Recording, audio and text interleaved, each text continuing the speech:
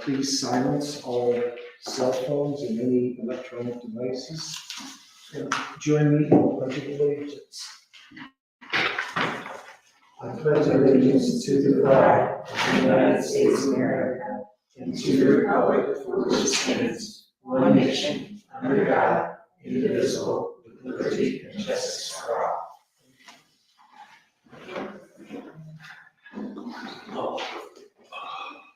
Lisa, would you take the roll, please? Sure. Jerry Valentine. Here. Darcy Kaplan. Here. Angela Brown. Here. Jenny Slopes. Here. Keith Gosha. Here. Jasper De Christopher. Here. Tara Shields. Here. Thank you. Okay, I'm going to read the adopted policy, which is the head of the agenda today. The adopted policy of the Township Township Zoning Commission is that each applicant for agenda item will be given 10 minutes or at the discretion of the chairperson to make a formal presentation. The chair will allow questions from the commission members in order to provide a timely and orderly discussion of business for consideration. Finally, the audience will then be given up to 3 minutes or at the discretion of the chairperson for each speaker to respond. The chairperson may limit repetitive debate, and all comments from the audience must be addressed to the chairperson. With that, Lisa, would you verify the meeting was advertised? Yes, in the Delaware Gazette at the end of 2022, in December of 2022, in the Delaware Gazette as a regular meeting. We've got minutes from the April 11th, 2023 for approval. Anybody care to I'll make a motion that we approve this. first?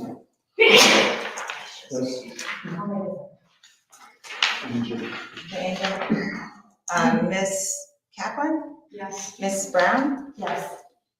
Miss Gosha, Yes. Miss Slopes, Yes.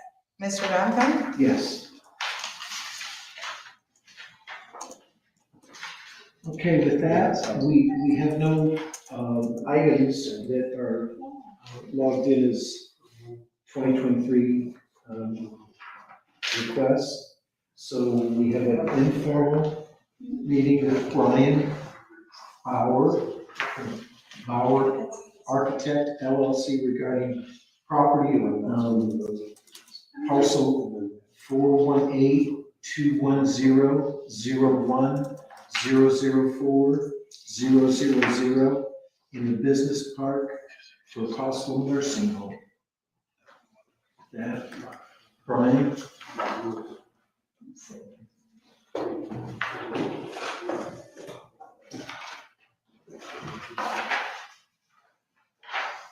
Thank you. Appreciate it. I'm here tonight with Mason Malcolm with the Pioneer Group. They will serve as our civil engineers and landscape architects for the project. At this point in time, we are in negotiations on that property. We've entered into a purchase agreement with the sellers, and so we are at the point of kind of doing our due diligence, working through the process of the planning and zoning to make sure we are going to be able to do this project and do it the way we want to do it there. Essentially, we have about 150 days on the base purchase agreement, but have some options for some extensions as we might need going through the process. What we are planning, as you indicated, is we're looking at about a 150 bed nursing home facility that we want to develop on that site. And looking at the zoning, it looks like the skilled nursing, the 623110 nursing care, skilled nursing facilities is an approved or permitted use on that property. The particular parcel we're looking at doing on is about a 24-acre parcel. We are looking at about 18 acres on that parcel right now. And depending on how we need to make things work or fit on that piece of property, and what other amenities we need to make a part of the project, that could potentially grow, but basically we are within 18 acres right now. The property dimensions are about 855 feet wide by 494 feet deep. That does not include the proposed collector road that runs along the north property line on the property. We are basically going to be putting that portion of the road in that borders the 18 acres that we're looking at as a part of our project. So it provides access to the balance of the seller's property to the east of us. The seller requested that we locate that road on along the northern border of the property. So we're looking at an access to our property off of Plunkett Road to give us access to the front for visitors. And then we'll have a service access that will come off of the new road that runs along the north side of the property. We've already met with regional planning, Scott Sanders, and have met with the county engineer's office and discussed the project with them. I also met with the fire chief and zoning inspector here on my first visit to discuss the project. So some of the things that we've incorporated into the project, as far as like the loop road that goes all the way around the building, is a request of the fire chief. It's something we typically do anyways, but I just wanted to confirm that with him when I first met. Part of the reason that we met with the county engineer and regional planning was I got a copy of your workflow process here, and one of the things it was talking about was getting approvals from those two entities as a part of going through this process. And the way we were reading it, it was as though we had to have those approvals before we could even come before the zoning commission and start the process as far as working through your approvals. When we met with the county and regional planning, they weren't under the same impression. They kind of looked at it as a parallel path.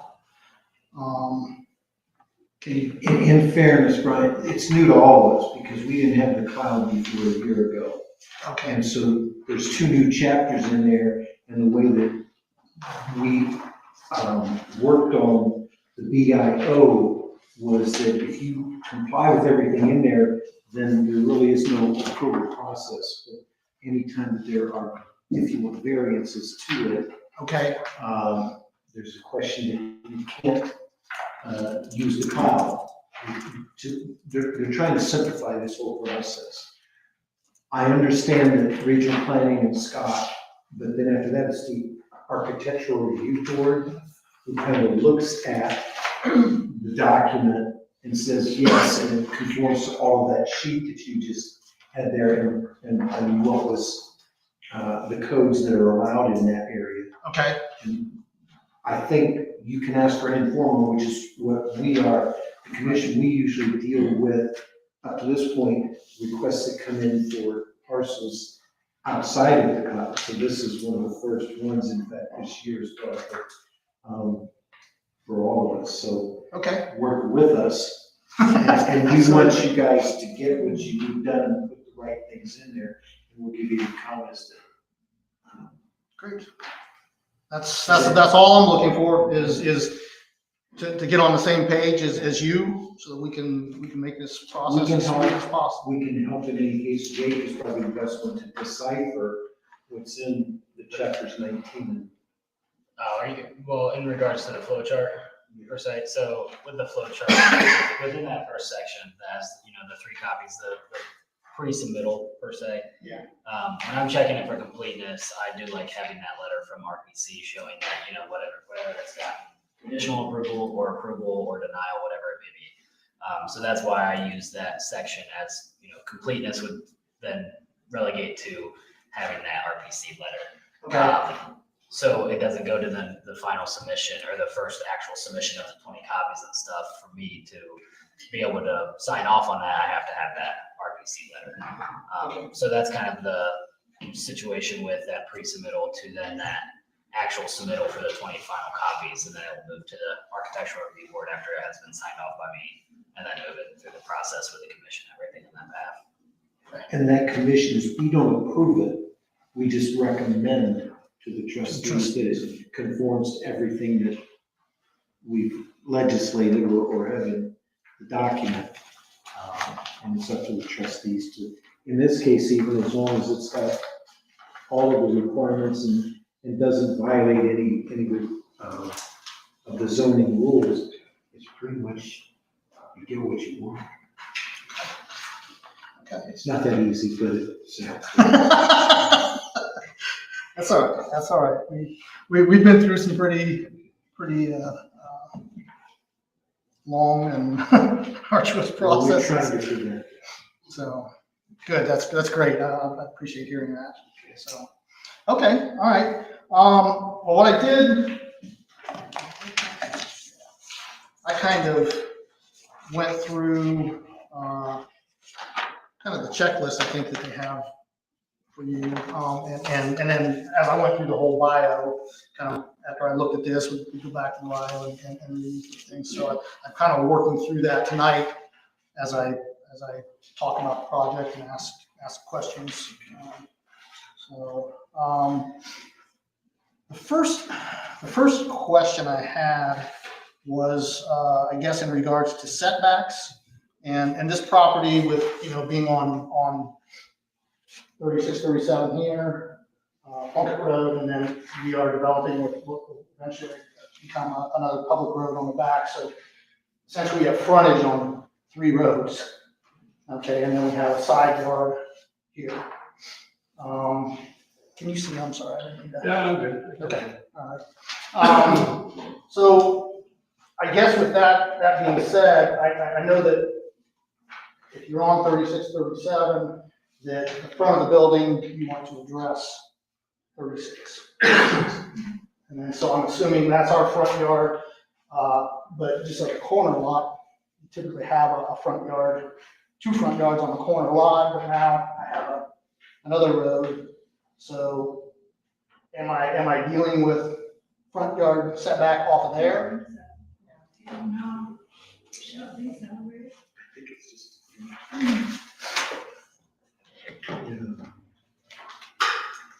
think it's getting a resolution. Yeah, I thought when we had previous submission, we said it was 36, 37. Right. Yes. We're interested in how the community is looking as you're traveling in and what that frontage is looking like. What the appearance, right, is the appearance that's being created as you're traveling into the community out of 36, 37. Yes. So I mean, we can't have frontages, so Oh, like you're traveling all around. I know what you're saying. Yeah, I'm just looking at it from a setback standpoint, because then on the collector road, if you're on 36, 37, it's a 60-foot, is that maximum setback? Is the way I'm reading that, and that's one of the questions, that's the next question. Before we tell you one thing, That's, an issue. sure. And that's set back to the center. Is it to the center or right away? The diagram that's on, it's in the bio on, I think it's on page 9, 1921. Has some diagrams that show from the right of way on 36, 37.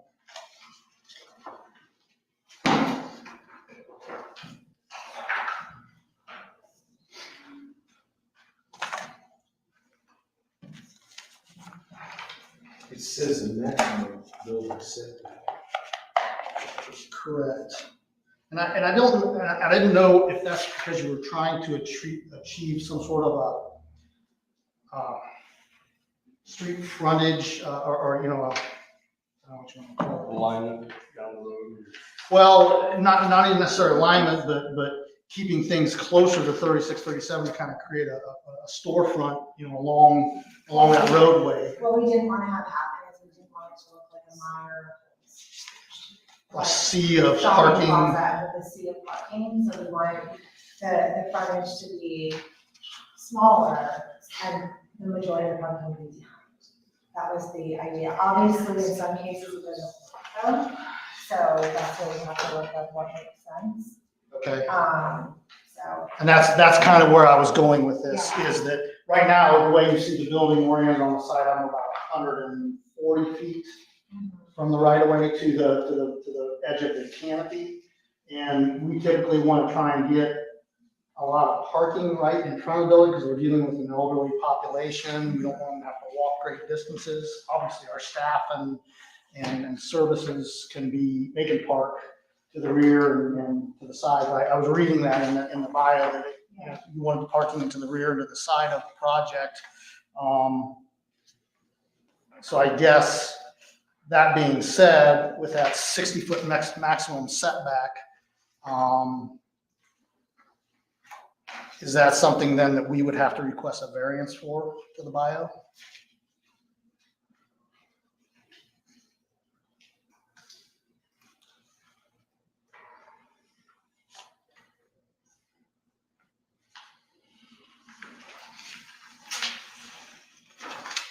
I think the short answer is yes.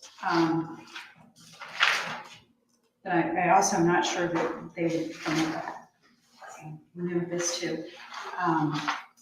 But once again, I think they had objectives in mind, and I'm not sure they would take exceptions on that.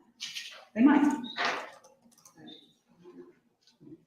Okay. Because the reason we did this cloud, because this cannot go to referendum. The residents and township members, once this is approved, it's done. And I think that's one of the real reasons that they want compliance with pretty much everything that's in this, because there's just no recourse should there be objections. That makes sense. There, in terms of recourse, you're saying that I either have to follow the guidelines. Once the trustees say yes, Okay. it's done. Oh, okay. I'm sorry. I'm sorry. No, So okay. it can't So, go- so we could request a variance through the trustees. You can. Okay. Now, whether they're going to be open to that or not, I think is the bigger question. And I Okay. guess I'm going a little bit further for the industrial, it says 120 feet.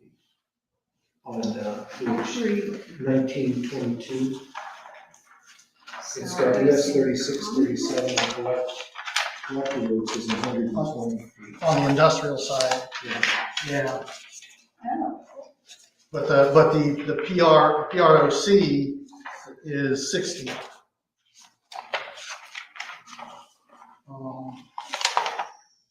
On page, on that page 20, 21. Yeah. this does fall within that industrial side. Right. Why did they even put that in this section? That's confusing. Okay.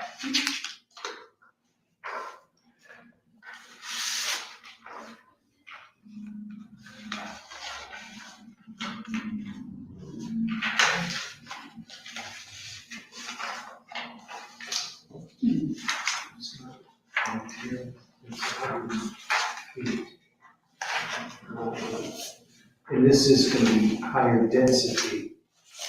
Yeah.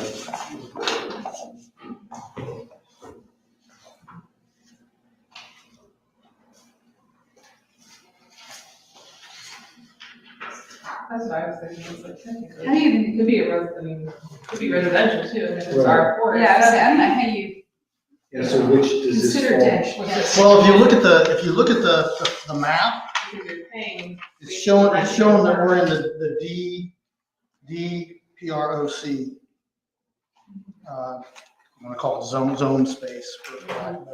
And then, so then if you go back into the bio under the development design standards, the Yeah, it says 60 19.05, feet. it says 60 feet when you're in the PROC / commercial COM. So I'm seeing like, our property that's in the D, and then there's also a C then down further east, southeast of our site. So I'm assuming that 60 foot applies when you're in those two areas. And then the industrial would be a separate setback. I agree with you.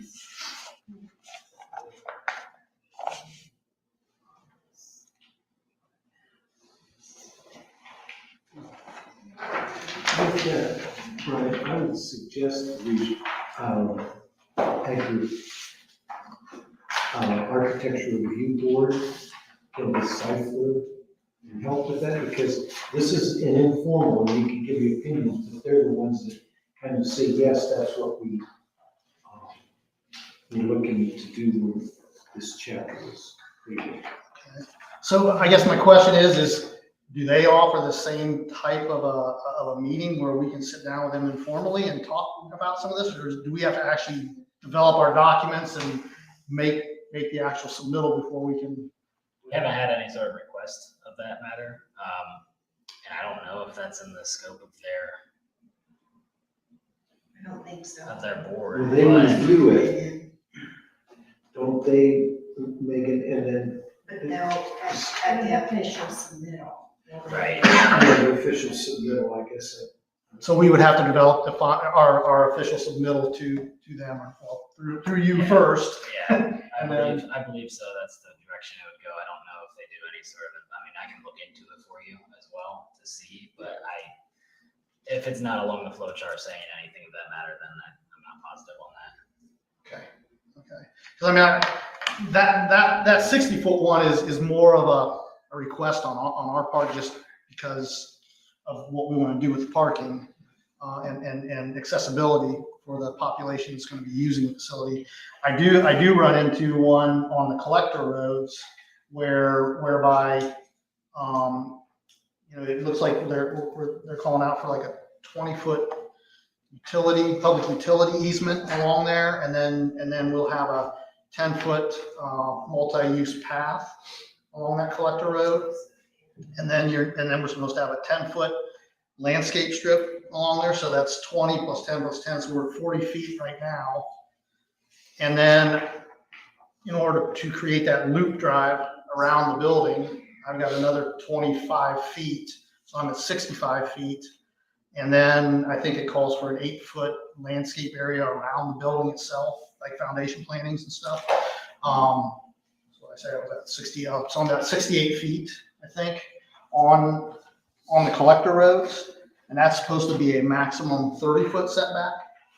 If there seems to be like a mathematical error with that, to me, that seems like that there might be something that could be, I mean, I can't speak for anybody, but that might be something that would be more likely to be negotiated. I don't know that we could do that, but the trustees may be able to do that. Because that seems to be something that, I see what you're saying, the math doesn't appear to add up. Correct. We wouldn't necessarily have the authority to do that part of it, but the trustees tend to be reasonable in terms of adding, the numbers, you know what I mean? If that's what, I think they would want to make that work. And I think what Jenny said up front was, we're looking at when people come into the area, how they're gonna view it. And so I think the setbacks were set up to. I know there was another issue when we had one of these with like the parking spaces, the way the text was written, because this is all new to us.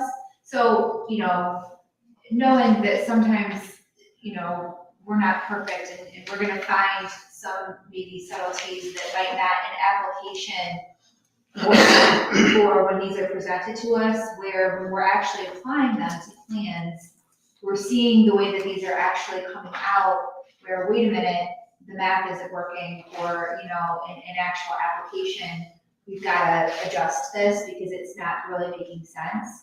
I think that maybe the trustees might be more willing to have it come out properly, but we can't speak for the trustees. We as a board don't have the authority to answer that question, but I think they might be willing to, make it make sense in that type of a situation. I don't know though. Okay. We can't answer that affirmatively. I agree. Yeah. They really do try to be reasonable. We try. Okay, okay.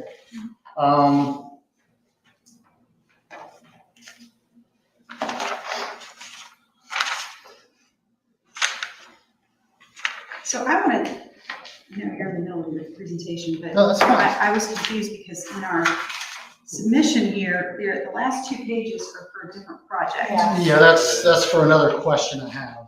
Okay. I just wanted you to have reference. I What I asked- I'm like, what I asked I was for. like, wait a second, that's a different, that's a different. Okay, but you're. Yeah, that's just for a point of reference. Yeah, okay, but this parcel right here, I think, is the one that you're looking at, you mentioned. it's Yes, that's it. 24 acres, but you're utilizing 18. Are they splitting this? Okay, okay. So yeah, that's just to keep me. Yeah. No, that's going off the fine, rails that's here. I was fine. like, I don't understand. Okay. Yeah, I mean, right now, we're looking at 18 acres, 18 acres plus or minus, and a lot of that, the negotiations or the determination of that was really before we dug into the bio to see what is being required, especially in terms of public open space, Right. being 25% of the property, and then I think at least 15% of that cannot include the retention pond. As I look at that, I think right now, if I'm looking at open space that we have that would be considered public, I'm kind of looking at this front, because it says you kind of want to keep the pond in the front too, and keep that space in the front. I'm only at about, I think with the pond, or taking the pond out at about 10%, so I've got to find a way to develop additional public space there, okay? Which might mean I need to get more property to make that happen. Just the way that the building lays out on the lot. Okay. So yeah, I don't know, do we count open space as like the little spaces in between, like the H's there, or? Well, Yeah, that's open space. but that's, it's, Yeah, I mean, I have uncovered or I want to say this, impervious, lot coverage. Oh, okay. So for total lot coverage, as far as sidewalks, building, parking lots and that, I'm only at like 40% on the property. But it also then indicates in there that you have to have that public open space. You're setting aside 25% that I think there's an easement that actually even gets drafted for the use of that by the public.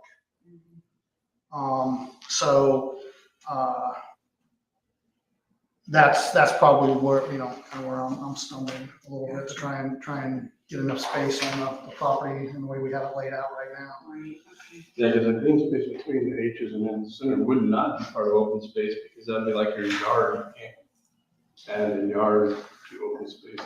Right. Yes. Housing development. For its- and- Especially if you have to create a public use easement, essentially. But that is open space because that is usable by the residents. It's a yard, but it's not, I don't see it as open space. Open space means that you and I can go in there too and walk But it's around. different because it's a nursing home. Is it defined that way? I don't think there's That's a how I would define definition. it.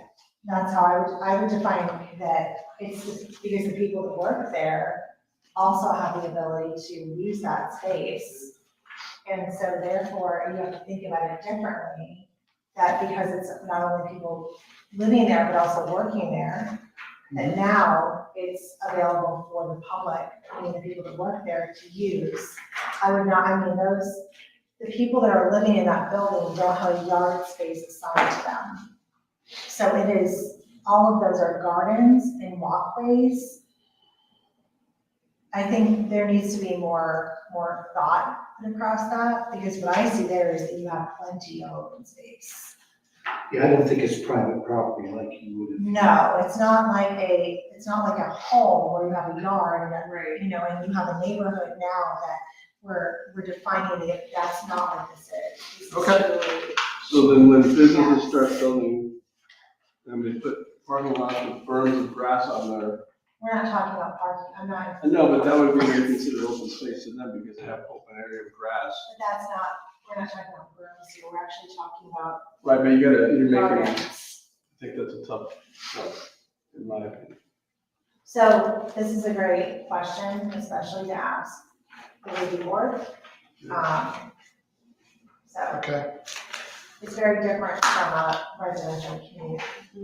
Yes. Yeah. Yes.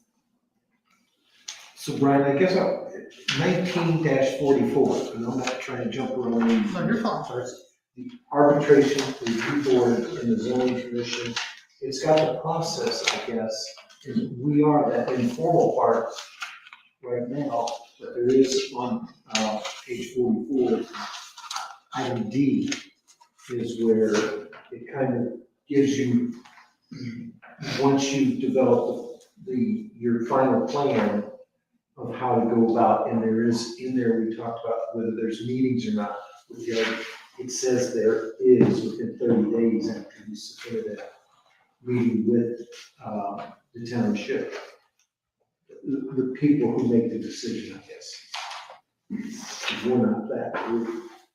So we would have to do a complete application Yes. in order to get to Yeah, the we're- architectural review board. Yes. Yes.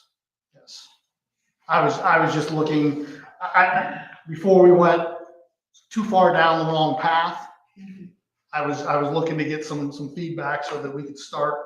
And that's Do it correctly. perfectly, that's what we're trying, is the feedback. Yeah. Some of it's gonna be, the final plan makes getting there a little bit easier, I think, Yeah. because so far, I guess I look at it and say, I think that's a nice layout here, that really got it. And setbacks and other issues that may come up, we try our best to interpret. Okay. Now, is this develop or actual drawing of an actual area that's already been developed like that, or are you guys starting from scratch? No, this is a similar concept to what we have already developed in Johnstown. The Johnstown project basically is this piece of it. It doesn't have these wings because it's only about an 80-bed facility, 81-bed facility. This being 150, that's where we're picking up the additional rooms and beds to make it work. So it's proven to work so far. And actually, yes, that's why they want to use this. We have been using a different model we did 2 or 3 of them using a different model, and then we're always looking to improve, and we tweaked it and redeveloped this one, trying to achieve staffing efficiencies and proximities for the residents, so they don't have so far to go within the facility, things like that. So you haven't, I'm pretty sure you haven't calculated parking spaces for. I have, yeah, it's the 600 square feet per, or yes, one space per 600 square feet, which is the minimum. I would need 167 spaces because I'm at 99,460 square feet. I have 171 on there right now. It just from past experience, from a functional standpoint, we normally provide 1 space per room. It seems to work out functionally for us at that rate. But I know, we're trying to meet the regulations and provide what we need to. What levels of care are you providing? Skilled, and it'll probably be operated as a short-term rehab. When I say rehab, it's not mental, drug, it's physical rehabilitation. Hips, knees, people that have strokes, get them back on their feet, get them back home.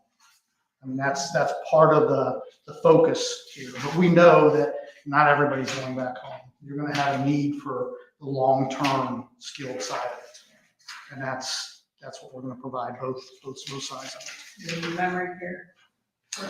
They do memory care units, yes. And then we have the courtyard in the center of the plan. actually is developed as exterior physical therapy space. There are some, I think there's some pictures on the back that show that courtyard a little bit. And that one is not at Johnstown, that one is in Belpre, Ohio. And the reason I did the photos of that facility is because based upon the color schemes you're looking for, the earth tones, that is a better match to what your standards are. The one in Johnstown is grays, white, more cool grays, the whites and blacks. It's a little more modern looking, I guess, just from the color palette. But from the exterior appearance, that front of the building would be identical. I think it's pretty. It is. That's nice. I'm just gonna say there's a huge need, we're dealing with my husband's grandfather right now, just had a shut in, brain. And they are having a very hard time finding a memory care skilled nursing facility for rehabilitation, so, that's a huge need right now. Yeah, it is across the state. And saying that is, I don't know if you've looked at the newer memory care setups that are kind of circular versus exiting points. Yeah, this one isn't really set up specifically addressing a true memory care concept. I know exactly what you're talking about. I've done some of those.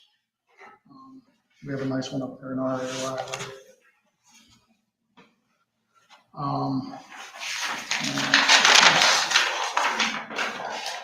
And what questions did you have about, what other questions did you have specifically about your plans?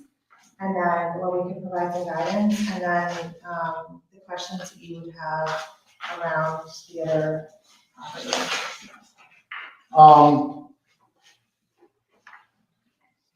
Can I jump in real quick? Yes. So I guess from a plan perspective, I just want to make sure I'm understanding correctly.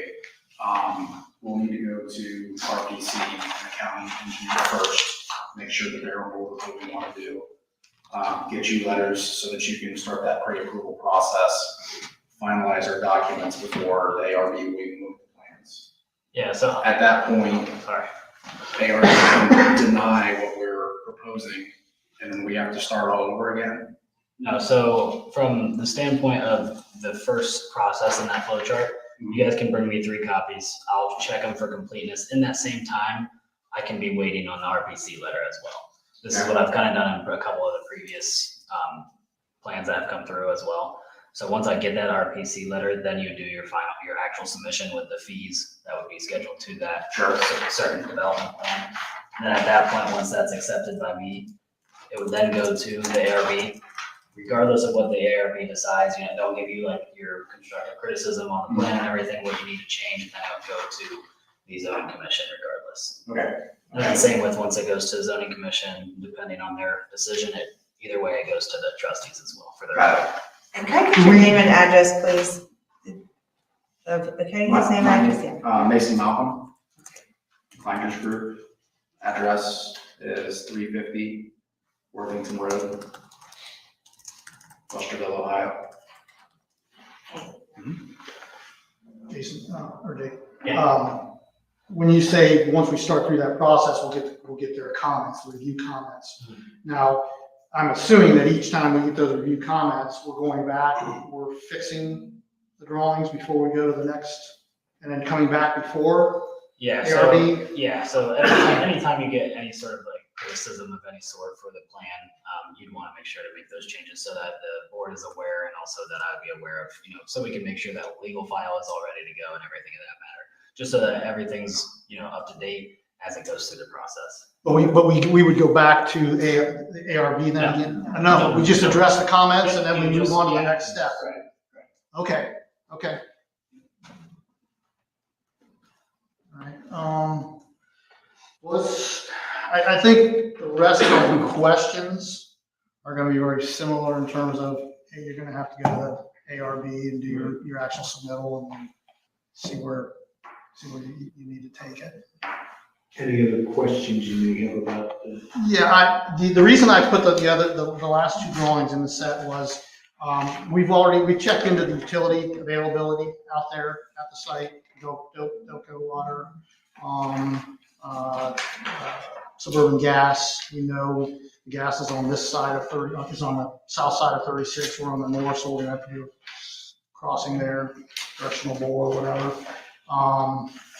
I know that there's water available there. There's a pump station just down the road, a quarter mile from where we're at. AEP has the power there. The biggest question is the sanitary. Because right now there is no sanitary sewer out there at the site that we're aware of. So we know that there is a development that has been before the commission. Part of it is the mixed use residential, and then the other piece was the industrial. And when we went and we looked at the drawings, we can see for the industrial piece of it, it's been developed enough already where you can see the sanitary comes up actually almost to Plunkett Road, just on the other side of 36 from Plunkett Road. And I guess what we've been trying to figure out is that where it would be made available for us to tie in our sanitary. I think Mason has been in contact with a sanitary engineer trying to get some information there too. We know that the mixed use has been submitted. I'm not sure where they're at in that process as far as their approvals.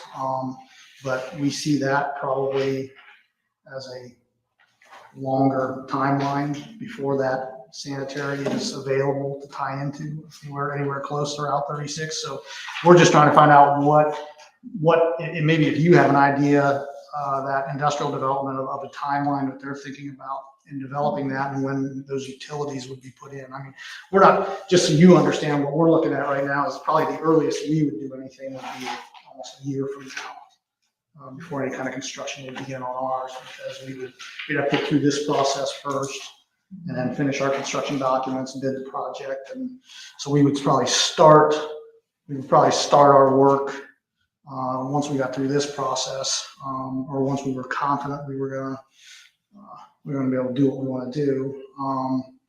Then we would probably start our construction documents, probably be ready for permitting sometime around the first of the year, get it all permitted early in the year, so that when weather breaks in the spring, we would move forward.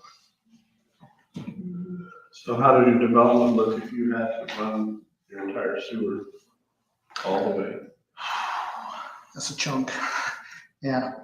I mean, that's, what would you say, it was 4,000 feet? It's about 4,000 feet from the station.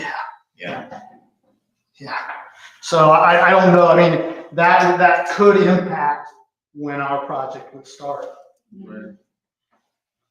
Yeah, because we know that usually after you know that. Yeah, right. I guess I'd say, we can tell you the rumors that we've heard. Right. We don't have any official document or time calendar on when they're gonna do stuff. I do the Reed Parkway, that's why they put the stub road in there, but they haven't connected anything to it yet. That all comes, I believe, from Delaware, and they're responsible for running the sewer from the city out 36, 37. Their timing is we don't have. I was thinking that sewer, Delaware County Sewer, and ask to talk to them, wouldn't you? Well, yeah, they'd be the. Yeah, I have. So the pump station at Reed and Old State is another tributary too. Okay. It's just the fact that there's nothing for us to connect into, so we would have to run that main line extension from the lift station all the way up to north of 36, and that's that 4,000 feet that we're not looking at. So Buy cheaper pipe. if the county will let us, we will do that. Yeah. Sorry, I'm an engineer. Pull the price up. Okay, I was just kind of looking at if you had heard any rumors or whatever that you I know, mean, that's $1 million question, right? This is what kickstarts all of this, is the sewer availability. yes, We're edging that way, is all I can say. okay. We'll try and pick the sanitary engineer's brain a little bit more. That's a little bit for doing 100 trucks every day. Right. That's a lot of work. Yes, it is. Hmm. Mason, do you have anything else for him? Do not believe so. I think that, when we met with the county engineer, we talked about the surface road on the north side of the project. I think we had anticipated that being a township road. Is that correct, Brian, or was that the county? I thought they were anticipating it was gonna be a township road. Is that any issue? Collector? The collector road. Yeah, And do you anticipate any issues with that being dedicated to the township once it's built, or? Once it's built to standards that are set. Right, yes. It should be fine. Okay. I'm sorry. It should be fine as long as it's built to standards. Right. Then we have the snow. Yeah. Becomes our problem. Right. That's, yeah, it's no plowing maintenance after that. Okay, so are there any questions or comments from Angela? No, I thought, I like all of the scenarios you provided, and it's good writing on what you're thinking for the area. I think my point of view on the green space, I see it as being, that is common area for people to be able to use that are working there, and so technically living there as well. So I know we didn't really picture, as we went through the documents, creating a cloud, there were things that we had in mind, and not all of those came with that you needed to have parking in front. So I encourage you just to go in and say, listen, nursing home always has, parking at the front, or rehabilitation center always has parking at the front. It's just one of those things that's needed, and just really kind of approach it from that standpoint. And again, the trustees are very reasonable. It's one of those things that, the documentation only brings us so far, and then decisions are made after that for what maybe needs to be adjusted, according to what's coming in. This looks like a really good, solid project that could bring a lot of tax money to, I'm just gonna put that out there, to the township. So, it's beautiful. It's not bringing a bunch of residents, but not, you know what I mean? So it's in a different way. Yeah, it's gonna bring good jobs in, so, I think this would be a very beneficial part of our overlay, so. Jenny, I don't have any questions. Darcy? Nope, I asked mine, thank you.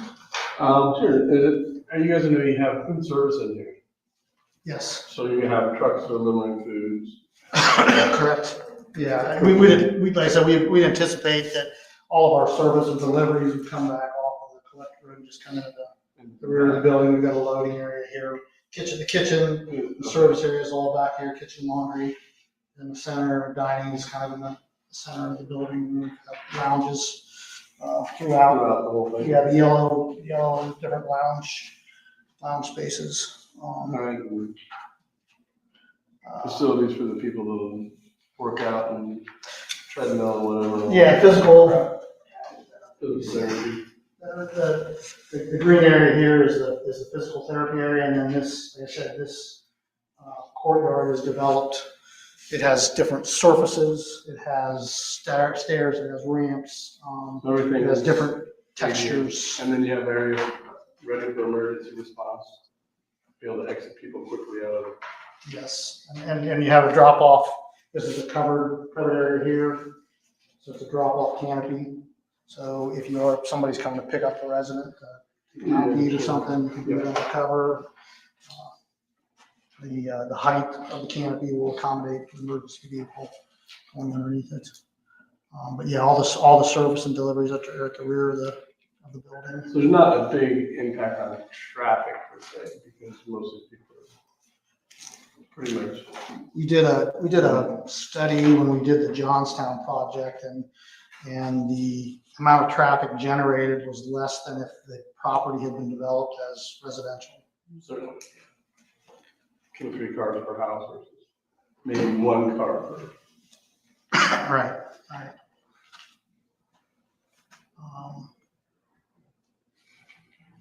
I haven't actually done the calculations as far as staffing and that sort of thing at this point, but I know that I can tell you that at Johnstown, we, which is an 81 bed facility, our largest shift was 48 persons. We had 90 employees. I think a payroll of around 3.4 million there. And then we try and contract locally for services and too, which I think we determined generated probably another $2 million worth of annual business. People there 24 hours a day for services. Yes. And no sleeping quarters for them at all? No. No, and they're in shifts. Yeah, just what happens when there's a bad snow, no one can get out, you're stuck for 16 or 24 hours. Well, the one for, I will tell you that, and it doesn't help them out that they can't get home or have a place to sleep. But the entire facility is on generator, standby generator. Is that big enough to support home? Supports the entire facility. Yeah. What we found is that, the code says you have to provide areas of refuge so that if you have a power outage, that you can keep certain areas of the building heated, or then you still got to provide food for them. You still got to be able to provide the services for them. And we just figured out that it's much better to just put the entire building on the generator. Then nothing changes in an emergency weather situation. And you can continue to maintain the same level of service throughout that period. No, I've been traveling with 8 feet of snow, it's not good. Oof. Wow. What's the square footage on the residence rooms? It's right around 285 square feet. Plus the bathroom, so you're over 300 square feet. Each resident room has its own bath or like a rolling shower, basically. It's a 5 foot wide, 3 foot deep shower, all ceramic tile. And then we have Wheelchair accessible underneath the counter. Yeah, and then it's we have 2 central baths, so that if someone isn't ambulatory enough to be able to get up and get into a shower, or be rolled into a shower if they were bedridden or something, we can roll a bed into there, and then usually that's where we have our tubs too instead of a shower.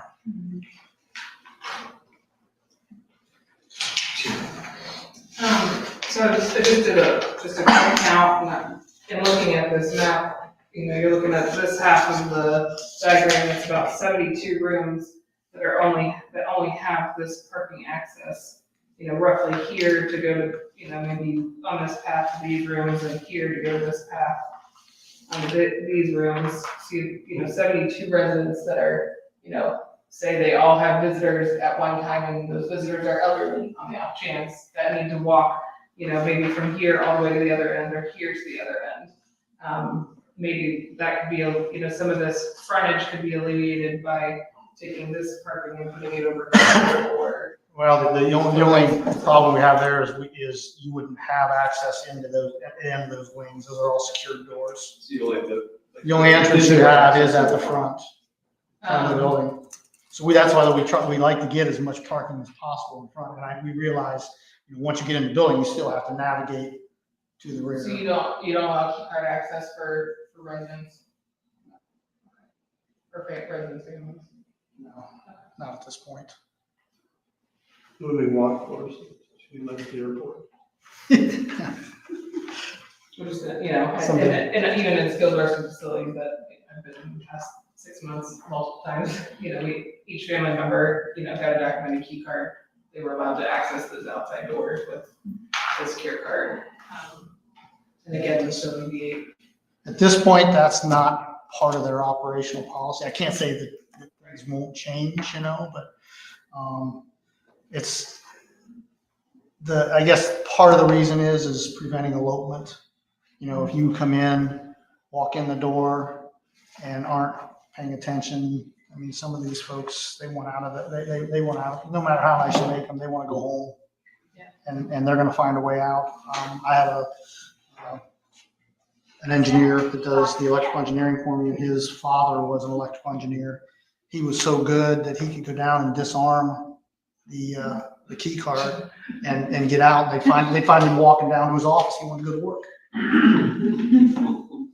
So that, you know. I mean, and some places do have, you know, certain wings that are that way, but, you know, it just seemed like this whole half of the building, which was a lot of, you know, again, maybe in the event of a emergency, you know, when you've got a whole road blocked by emergency vehicles that need to get in that entrance or something, you know, I just wasn't sure.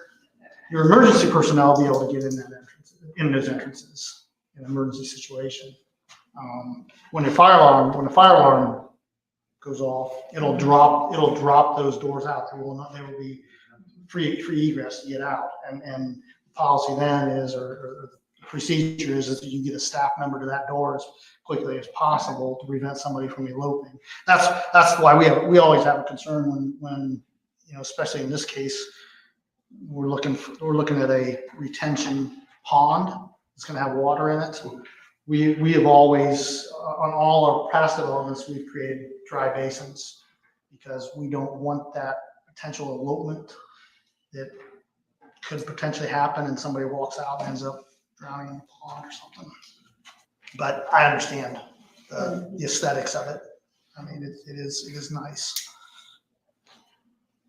Jasper, oh, I like the way it looks. I think it's a great plan. As far as like the retention plan or retention pond, you can always look at some sort of like open fencing that at least keep me from walking right through. Correct. I will say, because it is early in the BIO, we really think we've only had the one industrial that's gone through there. But if you go back through and look at, I think most of those meeting minutes have been posted other than maybe the trustees review, but that one, maybe, oh, that one's it. If you peruse some of that, I know there's discussions on parking, discussions on green space, some of the other things with setbacks. You might be able to use some of those meeting minutes and just those around the BIO. If you go back on those dates and kind of get some of the interpretation, so to speak, that you were looking for, as to how those were handled on that first submittal. Okay. And it may help you understand a little bit more about when you go to the architectural review board, maybe get a couple things kind of ironed out before you get there. So I appreciate that. Thank you. Any comments?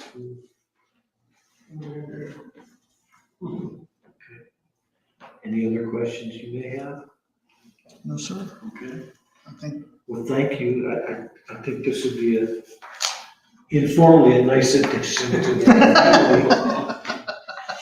I appreciate your time and giving us an opportunity to at least ask some questions. And we have the direction we need, you know, where we need to go with it. We'll get done what we need to get done. Hopefully we'll be back here again in a few months. We look forward to it.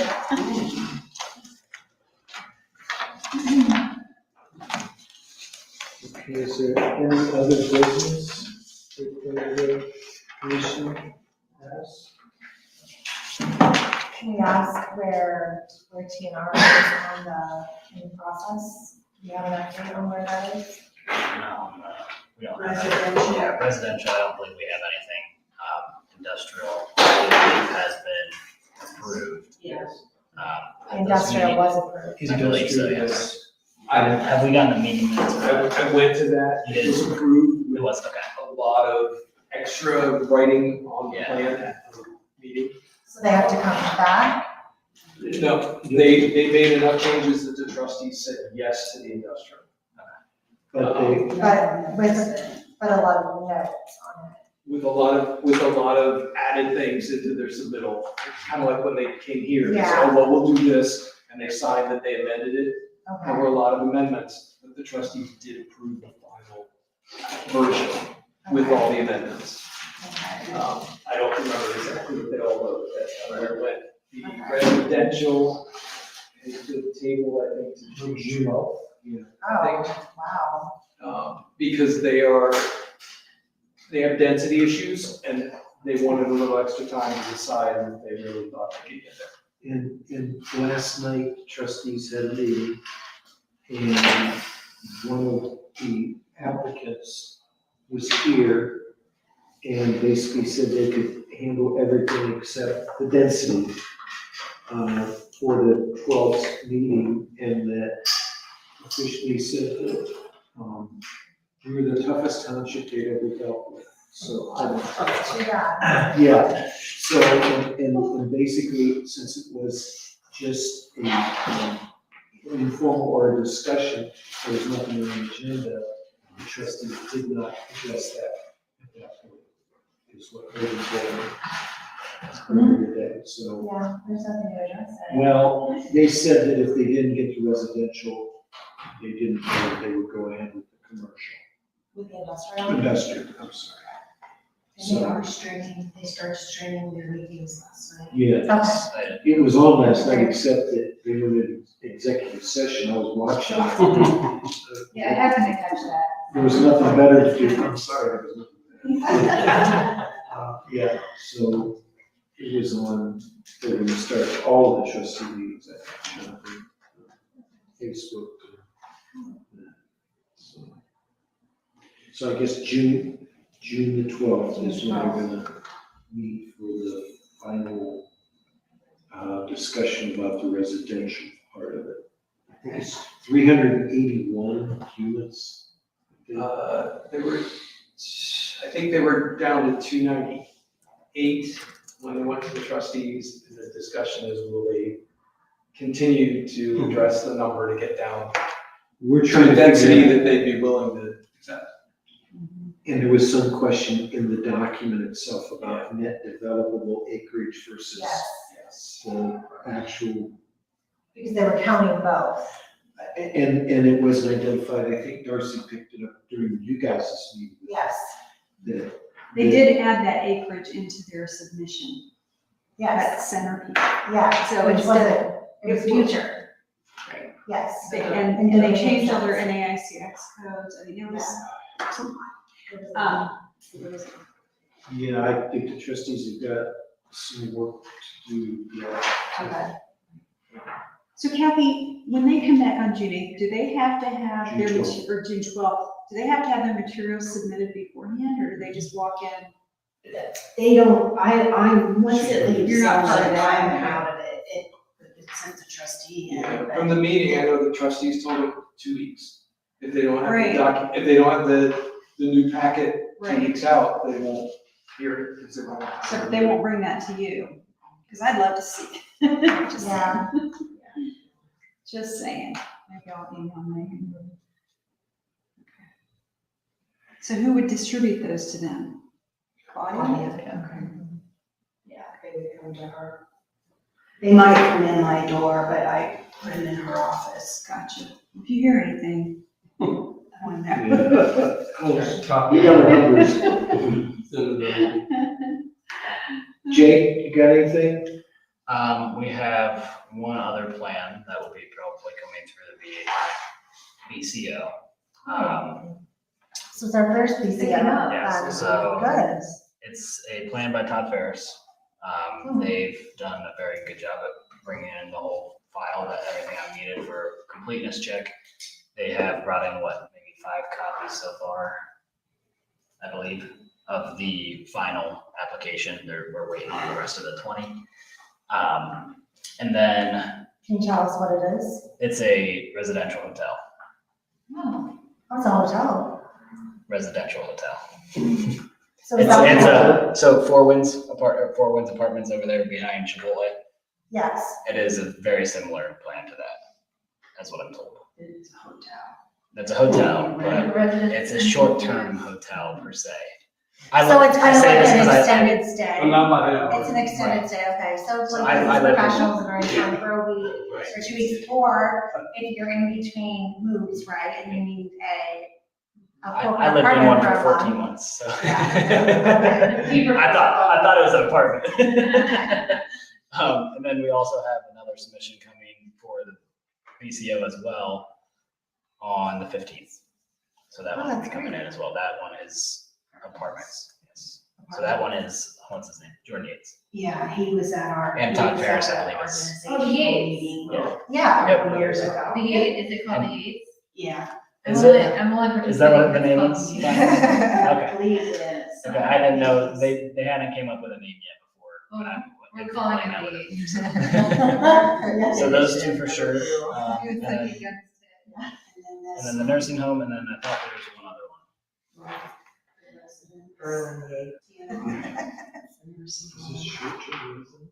Maybe I had another informal with somebody that I was thinking of, so. But yeah, we do have 2 plans coming in for sure, so, yeah, we're having a lot of movement. Good. A lot of plans coming in, That's great, so. that's really great. Sewer.